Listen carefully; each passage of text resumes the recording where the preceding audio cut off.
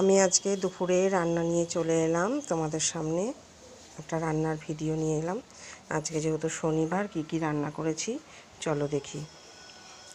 এই দেখো, ভালো করে আলুগুলোকে কেটে ধুয়ে আলু পোস্ত করব বলে এই যে ভাজতে দিয়েছি। আলুটাকে বেশ ভালো করে লাল করে ভেজে নেব।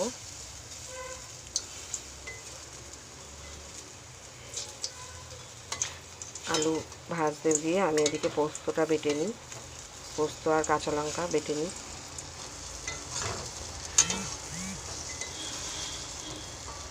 আমার মোটামুটি আলু ভাজা হয়ে এসছে। এই যে পোস্ত বেটে নিয়েছি, এখানে পোস্ত আর কাঁচা লঙ্কা বাটা আছে। দেখো, অনেকটা পোস্ত বাটা আছে। আলু পোস্তয় একটু পোস্ত বাটা বেশি না হলে ভালো লাগে না খেতে।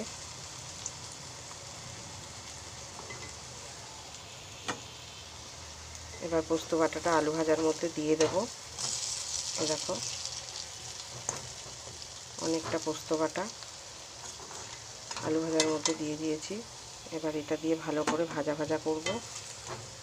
আলুগুলো এখনও নরম হয়নি, ভেজে নিয়েছি কিন্তু আলুগুলো নরম হয়নি, যার জন্য একটু জল দিয়ে দেবো। পোস্ত মিক্সির বাটিটা ধুয়ে জল দিয়ে দেবো আলুগুলো সেদ্ধ হওয়ার জন্যে। এবার সেদ্ধ হতে থাক।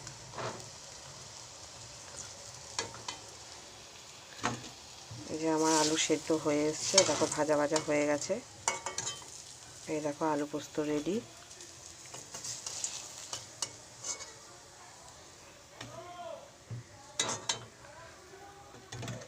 এই যে আমার আলু পোস্ত রেডি হয়ে গেছে।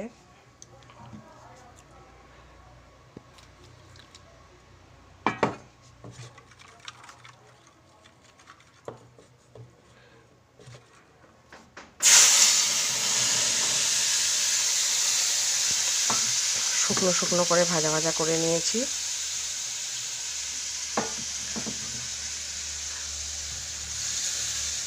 পটলটা ভেজে নিয়েছি, পটল ভাজা করব। আলু পোস্ত, পটল ভাজা আর কলাইয়ের ডাল।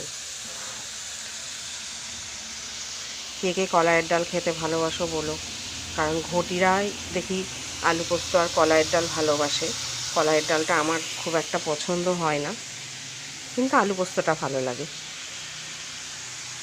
আমার বাড়িতে আমার ছেলে বা আমার বর এরা আবার কলাইয়ের ডাল খেতে পছন্দ করে, যেহেতু ঘটি।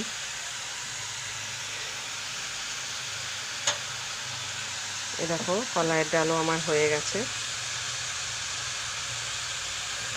শুভ দুপুরের শুভেচ্ছা সবাইকে।